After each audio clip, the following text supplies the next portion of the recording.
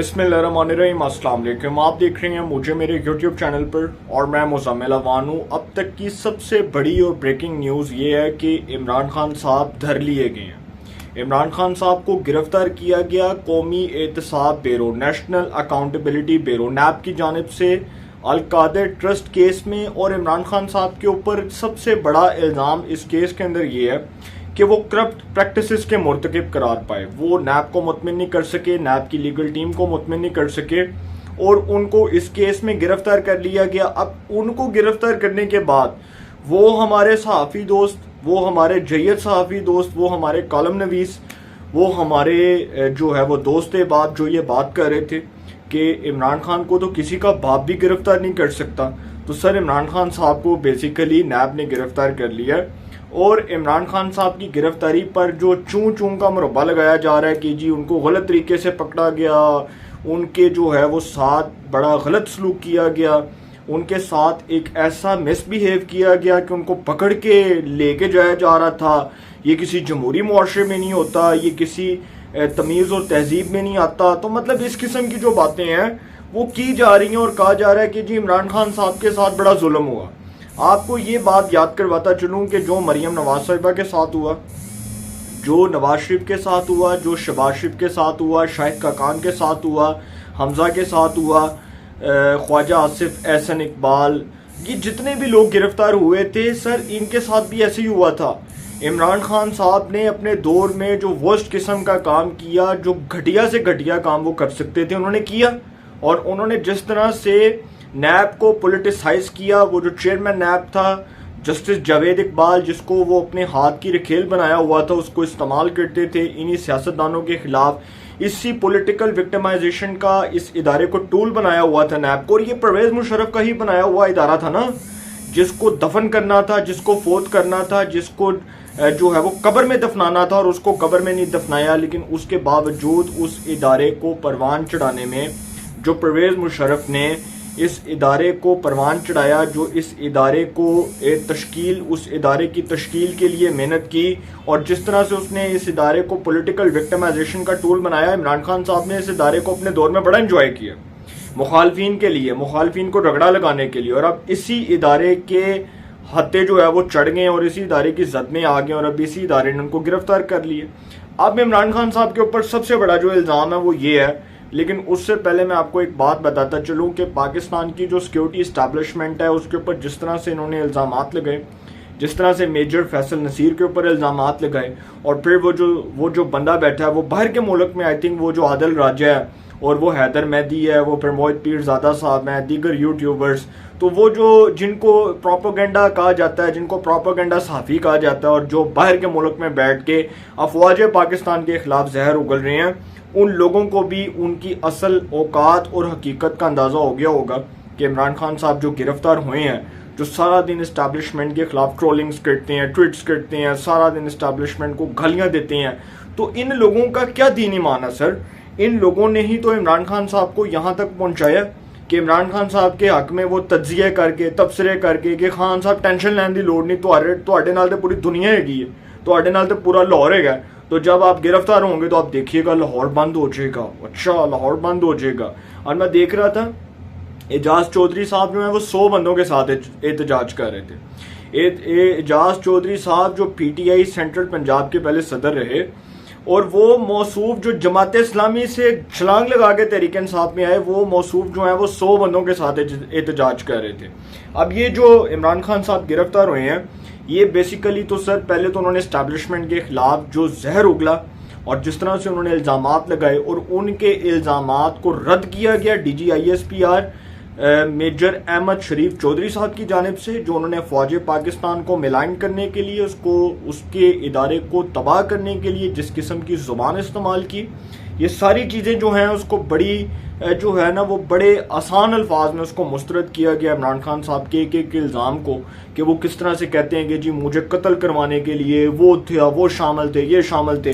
तो सर इमरान खान साहब जो हैं वो अल-कादर ट्रस्ट केस में गिरफ्तार हुए और नैब ने 34A18 E के तहत जो है वो इमरान खान साहब को गिरफ्तार किया।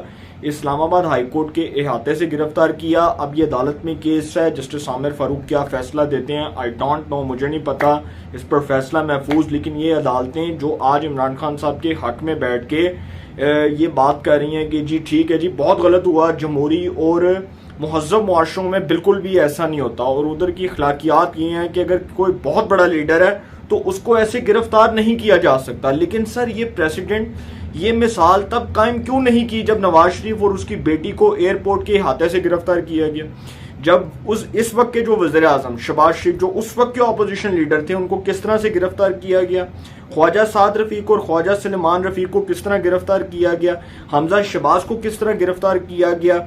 उस वक्त इमरान खान के दौर में जो नैब पॉलिटिकल विक्टिमाइजेशन का टूल था, जिसको पॉलिटिकल विक्टिमाइजेशन के तौर पर इस्तेमाल किया गया, उसको किस तरह से इस्तेमाल किया जा रहा था। तब अदालतें नहीं बोली, तब ये जजेस नहीं बोले, लेकिन आज सर इमरान खान साहब को बड़े गलत तरीके से गिरफ्तार किया गया। आज तो इमरान खान साहब जो हैं उनको पकड़ के रेंजर्स किस तरह लेकर जा रही थी, ये वो हमारे सहाफ़ी दोस्त कह रहे हैं जो उस वक्त उनकी जुबान खामोश थी, जब मरियम को, नवाज शरीफ को, जरदारी को, फरियाल तालपुर को, उस वक्त शहबाज शरीफ को, शाहिद खाकान, एहसन इकबाल, मिफ्ता इस्माइल, ख्वाजा आसिफ, पता नहीं किस किस को गिरफ्तार किया गया। तो एक बड़ी तवील जो है ना वो लिस्ट है, बड़ी तवील फहरिस्त है, तो एक एक करके नाम बयान करूंगा, व्लॉग का टाइम खत्म हो जाएगा। अब आते हैं जी असल केस की तरफ कि जो अलकादर ट्रस्ट केस है, इसमें इमरान खान साहब का कन्फ्लिक्ट ऑफ इंटरेस्ट है। और अलकादर ट्रस्ट केस में आपको फैक्ट्स बताने जा रहा हूँ। अलकादर ट्रस्ट केस में बतौर ट्रस्टी उन्होंने जिम्मेदारियां भी संभाली। जब इस ट्रस्ट को कायम किया गया तब इमरान खान साहब वज़ीर आज़म थे, वज़ीर आज़म पाकिस्तान थे। तो इसी वक्त लंदन से NCA नेशनल क्राइम एजेंसी की जानिब से इन gotten money 58 million pound Pakistan को वापस किए गए थे।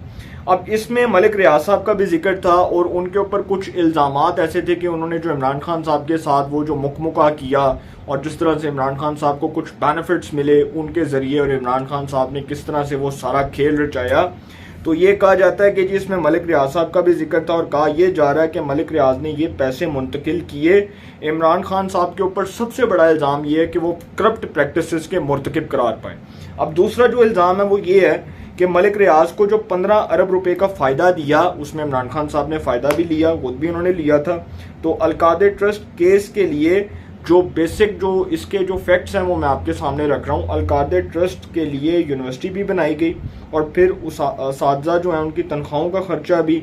फिर एक और इल्ज़ाम जो सबसे बड़ा इल्ज़ाम है कि मलिक रियाज के जो साहिबजादे हैं वो मौसूफ जो है ना, उनके करतूत और उनकी कारस्तानियाँ भी इस केस में सामने आएंगी कि बुशरा बीबी की जो दोस्त हैं फराह गोगी, उनको 206 किनाल ज़मीन मलिक रियाज के बेटे ने गिफ्ट की। अब ये एक सबसे बड़ा इल्ज़ाम है। और मलिक रियाज जो चेयरमैन बैरिया टाउन है वो किस तरह बेनिफिट्स देता रहा इमरान खान को, ये भी एक टाइम पे कहानी खुलनी है, ये पटारियाँ खुलनी है। और ये जो थे ना, ये क्या नाम है इनका, उस्मान बुजदार, फराह गोगी, एहसन जमील गुज्जर, बुशरा बीबी, जुल्फी बुखारी, और सर मैं किस किस का नाम लूँ, किस का नाम लूँ मैं, तो एक एक करके अगर मैं इनके नाम लूँगा तो इनकी हकीकत कौम के सामने खुलकर आएगी और पता चलेगा कि ए जेड़े सारे जेड़े लोग सन की करते सन अपने दौर च। एक एक करके इनकी कहानियां कौम के सामने आ रही हैं कि किस किस तरह इन्होंने बहती गंगा में हाथ धोए। करप्शन के जो लुथड़े हुए गंदे कपड़े थे उनको किस तरह से इन्होंने साफ करने की कोशिश की। वो जो करप्शन के दाग थे उनको सर्फ एक्सेल से, ब्राइट से, वॉशिंग पाउडर जितने भी होते हैं उनसे धोने की कोशिश की, उनसे साफ करने की कोशिश की, लेकिन वो नहीं हो सकते क्योंकि वो इल्ज़ामात बड़े संगीन हैं। अब जो नैब की जानिब से गिरफ्तार किया गया, पहली तो बात यह है कि मैं इस बात को कंडेम करता हूँ, अफसोस का इजहार करता हूँ कि PTI के जो कारकुनान हैं उन्होंने GHQ के हेडक्वार्टर्स के ऊपर जो हमला किया, ये बड़ा अफसोसनाक अमल है। इसकी जितनी भी शदीद अल्फाज में मजम्मत की जाए काम है, लेकिन इमरान खान साहब की तरफ से चूँकि हदायत हैं और वो कहते हैं कि जी जलाओ गिराओ कर दो, लाहौर बंद कर दो, पूरा पाकिस्तान बंद कर दो। और देख ली इमरान खान साहब की पॉपुलैरिटी, और सबने देख ली इमरान खान की पॉपुलैरिटी, क्या उसकी पॉपुलैरिटी है। आज उसके साथ 100 बंदा भी नहीं खड़ा हुआ। वो ज़मान पाक जहाँ पर टिकटों के लिए सारा दिन खज्जल ख़राब होते थे, जलीलो ख्वार होते थे इनके कारकुनान, इनके लिए दिन रात प्रोटेस्ट करने वाले, इनके लिए दिन रात काम करने वाले, आज वो लोग कहाँ पर हैं? आज वो लोग कहाँ पर हैं? आज फवाद चौधरी साहब जो इस्टेब्लिशमेंट की सानवी हैसियत को चैलेंज कर रहे हैं, जिसकी सानवी हैसियत को पाकिस्तान में 75 सालों के अंदर जिसने भी चैलेंज किया, उसका हाल सर इबरतनाक अंजाम, उसका हाल पाकिस्तान में इबरतनाक अंजाम। इससे ज़्यादा बात नहीं करूँगा।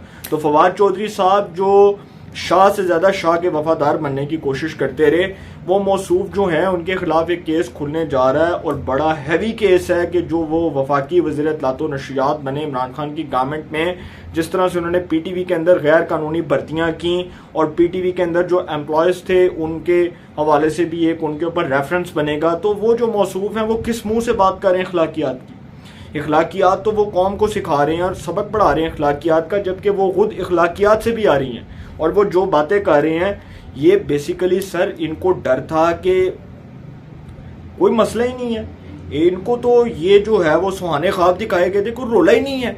इमरान खान तो इतना पॉपुलर हो गया है कि बाजवा गया तो इमरान खान जो है उसकी पॉपुलैरिटी में 10% नहीं 100% इजाफा हो गया। तो इमरान खान साहब की जो पॉपुलैरिटी है वो ठुस जमा ठुस है मेरी नज़र में। और मैं जो अपना एनालिसिस पेश कर रहा हूँ, आप यकीन करें कि जो लोग ये बात करते थे ना कि इमरान खान को किसी का बाप भी गिरफ्तार नहीं कर सकता, तो सर आज वो गिरफ्तार हो गए हैं। और अब वो 1 दिन के लिए हुए हैं, 10 दिन के लिए हुए हैं, 4 दिन के लिए हुए हैं, 15 दिन के लिए, 50 दिन, 60 दिन के लिए, लेकिन 1 दिन के लिए भी अगर वो गिरफ्तार हुए हैं तो ये रोज़ा जो चुप का रोज़ा था ये टूट गया कि उनको किसी का बाप भी गिरफ्तार नहीं कर सकता। इमरान खान साहब बेसिकली अपने काले करतूतों की वजह से गिरफ्तार हुए।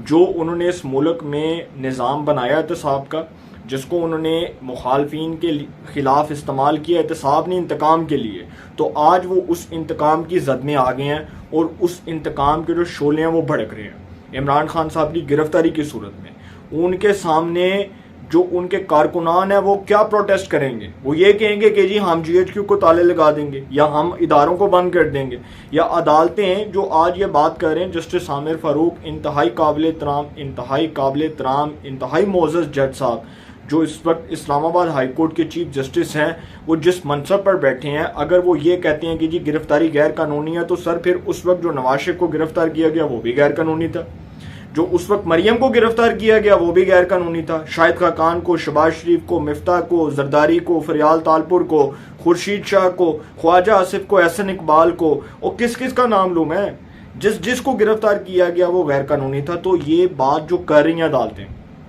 वो कहते हैं कि जी गलत है, तो सर फिर इसका मतलब कि अदालतें पोलिटिसाइज हो रही हैं। और अगर कोई गिरफ्तार हुआ है तो उसके खिलाफ इतने चार्जेस हैं, इतने एलिगेशंस हैं कि उसको गिरफ्तार किया गया, तो नौबत यहाँ तक पहुंची।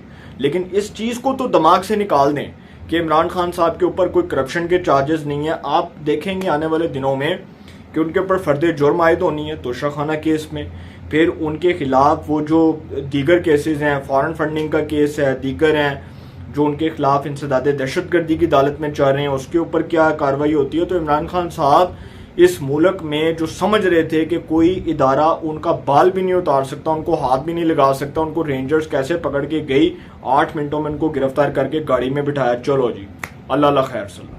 ये इमरान खान साहब के कारकुनान, उनको ये पैगाम दिया गया है कि जो करना जे, जो पुटना जे पुट लो। अपनी राय का कमेंट्स में ज़रूर इज़हार कीजिएगा। इंशाल्लाह एक नए सेगमेंट के साथ फिर मुलाकात होगी। अपना बहुत ख्याल रखिएगा। अल्लाह निगहबान।